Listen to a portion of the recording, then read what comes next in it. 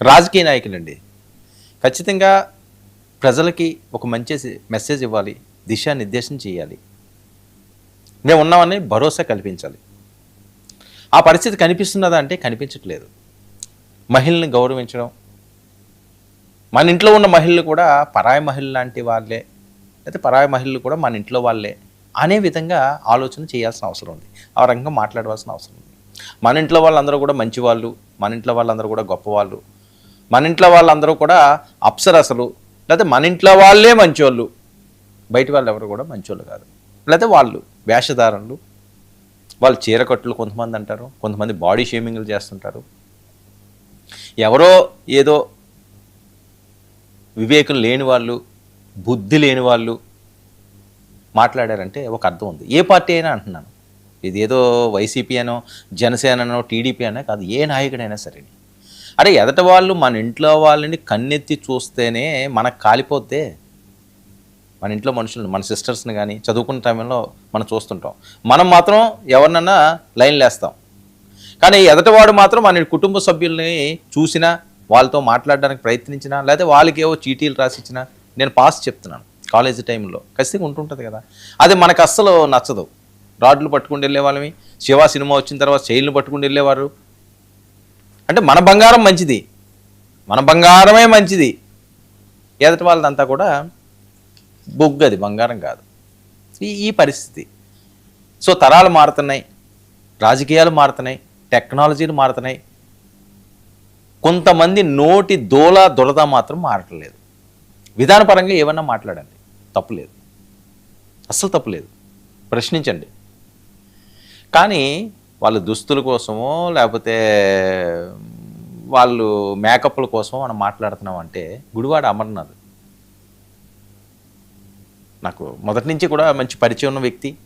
చాలా చిన్న వయసులోనే ఒక మంచి హైప్కి వెళ్ళాడు, కార్పొరేటర్ స్థాయి నుంచి.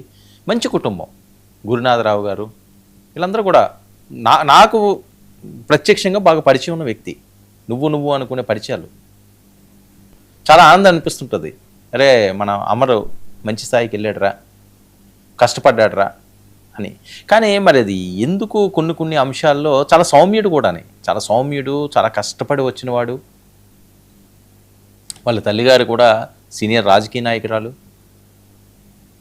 కుటుంబం అంతా కూడా ఉత్తరాంధ్రలో చాలా ప్రత్యేకమైన పేరుంది గుడివాడకి, గుడివాడ ఫ్యామిలీ అంటే ఆ ఆదరణ ఉంది. కానీ కొన్ని అంశాల్లో తను మాట్లాడే మాటలు, తన అధికారంలో ఉన్నప్పుడు, మంత్రిగా ఉన్నప్పుడు కూడా బాగా ట్రోల్ అయ్యాడు. ఇప్పుడు మళ్ళీ ఈ విషయంలో అందరి చేత అనిపించుకుంటే పరిస్థితి వస్తుంది. ఎందుకు గుడివాడ అమర్నాథ్ మరి ఈ రకంగా మాట్లాడుతున్నాడు, అందులో తప్పే ఉందిలే, ఇందులో తప్పే ఉందిలే అంటే 10 మంది వచ్చేసరికల్లా వాళ్ళని అట్రాక్ట్ చేయడానికి మనకు తెలియకుండానే కొన్ని మాటలు వస్తుంటాయా, లేకపోతే అలా అయితే నవ్వుతుంటారు కదా, లేకపోతే మనం అక్కడ గొప్పగా అనిపించుకోవచ్చు కదా అని మాట్లాడడం. ఇద్దరూ ఒకే ప్రాంతానికి చెందిన వాళ్ళు. ఒకే ప్రాంతం మీన్స్ అనకాపల్లి జిల్లా చేశారు కదా, ఇప్పుడు అనకాపల్లి జిల్లా చేశారు. పాకిరేపేటలో ఆవిడ ఉంటుంది, అనకాపల్లిలో ఈడు ఉంటుంది, ఒకే జిల్లాలో. సరే పార్టీలు వేరే ఉండొచ్చు కాక, గుడివాడ అమరు ఏ పార్టీ నుంచి వెళ్ళాడు? తెలుగుదేశం పార్టీ నుంచే కదా వెళ్ళారు. సరే మీకు నచ్చలేదు, వెళ్ళారు, ఆ పార్టీకి సేవ చేయండి, ఆ నాయకుడు చెప్పినట్లు వినండి, ప్రజలను మెప్పించండి, మీరు విజయం సాధించండి, ఎవరు వద్దన్నారు? కానీ ఒక మేకప్ల కోసం, వీటి కోసం ఆయన చూడండి ఎంత వెటకారంగా హోంమంత్రి ఎవరైనా తప్పులు చేస్తే పోలీస్ స్టేషన్కి వెళ్తారు. ఏమంటే మాకు తప్పు జరిగింది, మాకు అన్యాయం జరిగింది, వీళ్ళు ఇలా చేశారు, వాళ్ళు అలా చేశారని. అలాంటిది ఎక్కడైతే కేసులు పడతాయో, ఎక్కడైతే కేసులను పరిశీలించాల్సిన శాఖ ఉందో ఆ శాఖ మంత్రిని పట్టుకుని ఈయన మాట్లాడిన మాటలు, తెలుగుదేశం పార్టీ వాళ్ళు ఊరుకుంటారా? తెలుగు మహిళలు వాళ్ళు ఫుల్గా వాయిస్తున్నారు.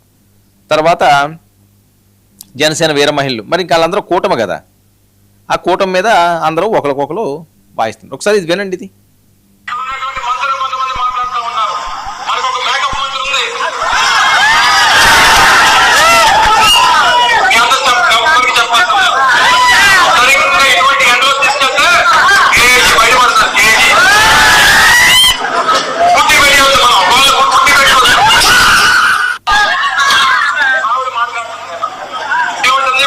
చదువుకున్న రోజుల్లో మేము ఉద్యోగాల కోసం ఎదురు చూసేవాళ్ళం.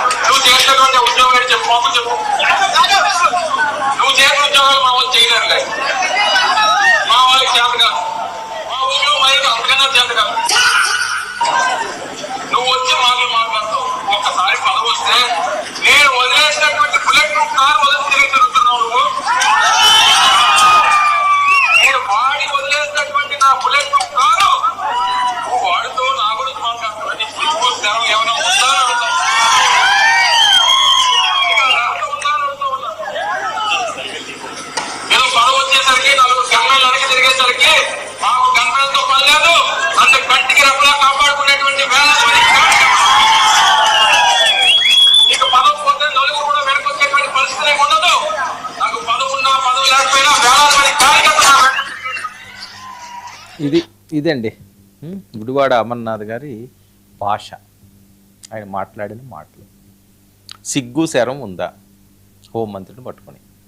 సరే, గుడివాడ అమర్నాథ్ని కూడా ఆ రకంగా మాట్లాడకూడదు. ఆ గుడ్డు ఏదో అంటారు కదా, గుడ్డు గాడిద గుడ్డు అని, అవన్నీ కూడా ఎవరినెవరిని మాట్లాడుకోకూడదు. ఎందుకు వ్యక్తిగత హననం చేస్తున్నారు?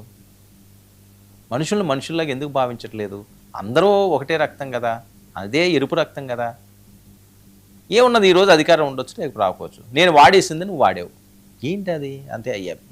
వెటకారపు మాటలు ఏంటి? ఆయన వాడేసిన బుల్లెట్ ప్రూఫ్ కార్ అట ఇప్పుడు ఇప్పుడు వాడుతున్నదట. పదం ఉంది కదా అని నలుగురు గన్మ్యాన్లు వెనకాతలు వస్తున్నాడు. హోంమంత్రికి నలుగురు గన్మ్యాన్లు ఎవరు? మనకి ఇవ్వలేదా అమరు?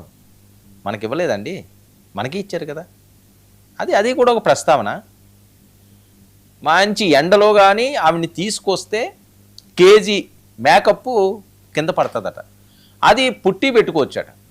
అసలు ఏం మాట్లాడుతున్నావు, ఎటువైపు తీసుకువెళ్తున్నావు? ఏవైనా కొద్దిగా ఆలోచన ఉంటున్నదా? ఇప్పుడు వాళ్ళు ఏమంటారు, మీ ఆవిడ గారు మేకప్ వేసుకోవట్లేదా, మీ ఆవిడ గారు పౌడర్ రాసుకోరా, మీ అమ్మగారు పౌడర్ రాసుకోరా అంటే ఏంటి సమాధానం? ఎటువైపు వెళ్తున్నది ఇది? ఎటు డ్రైవ్ అవుతున్నది ఈ టాపిక్? ఎలా వస్తారు మహిళలకి ఆ సింగారించుకోవడమో లేకపోతే ఆ మేకప్లు వేసుకోవడమో, అందంగా తయారవడం, అదే మహిళలకు ఉన్నది పెద్ద అసెట్. అది అందంగా తయారవడమే. మన షాపింగ్కి వెళ్ళాలి అంటే జనరల్గా మీ కుటుంబ సభ్యులు ఎంతసేపు టైం తీసుకుంటారు? వాళ్ళకి అలంకారమే కదా అందం, ఆడదానికి అలంకారమే అందం.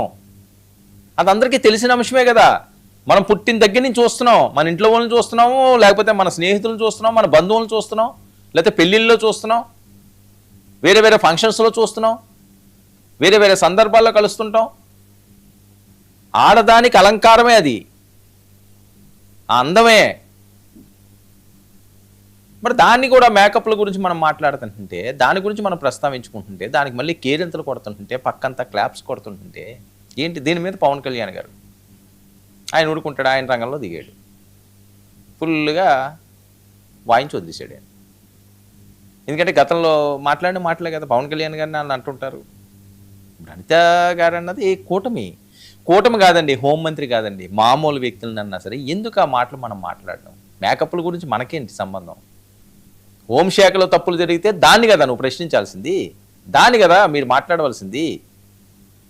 ఆవిడ ఏ చీర కట్టుకున్నారని కొంతమంది మాట్లాడతారు, కొంతమంది బట్టల గురించి మాట్లాడతారు, కొంతమంది మేకప్ల గురించి మాట్లాడుతుంటారు, కొంతమంది వాయిస్ల గురించి మాట్లాడుతుంటారు, కొంతమంది షేపుల గురించి మాట్లాడుతుంటారు. అంటే ఎంత మనం తగ్గుతున్నాము అంటే ఎదగాల్సిన వాళ్ళవి ఇవన్నీ నిదర్శనలు. ఒక్క అనితనే కాదండి, ఎవరినైనా సరే అలా అనే అర్హత ఎవ్వరికీ లేదు. మీరు నిజంగా ఎవరినైనా ఏ మహిళనన్నా సరే మాట్లాడాలి అనుకుంటే రాజకీయ పరంగా విధానాల పరంగా మాట్లాడాలి. లేదు అనుకుంటే ఒకరి గురించి మాట్లాడేటప్పుడు మన పక్కన ఒకసారి చూసుకోవాలి, మన తల్లిని ఊహించుకోవాలి, మన చెల్లిని ఊహించుకోవాలి, మన అక్కను ఊహించుకోవాలి, మన కూతుర్ని ఊహించుకోవాలి. ఊహించుకుంటే అప్పుడు ఎదుటోళ్ళ మీద మాట్లాడాలి. ఎవరన్నా సరే తప్పులేదు, అది ఎదుటి వాళ్ళ మీద మాట్లాడాలి. మన ఇంట్లో మన కుటుంబ సభ్యుల్లో మన తోబుట్టుల్ని ముందు చెప్పిన వాళ్ళు ఎవరన్నా సరే, లేకపోతే మన బంధువుల పిల్లల్ని, లేకపోతే మన సొంత మనుషుల్ని, మన బ్లడ్ రిలేషన్ని ఒక్కసారి ఇక్కడ ఆలోచించి ఒక్కసారి ఊహించుకుని వేరే మహిళ మీద మీరు మాట్లాడగలరా ఆ రకంగా? మేకప్ల గురించి మన కుటుంబం గురించి మనం మాట్లాడతామా? మన పిల్లల గురించి మనం మాట్లాడతామా? కేజీ రాలుతుంది, 2 కేజీలు వాడుతుంది, నేను వాడేసిన దాన్ని నువ్వు తిరుగుతున్నావు, ఏంటది? ఎటువైపు తీసుకువెళ్తున్నారు?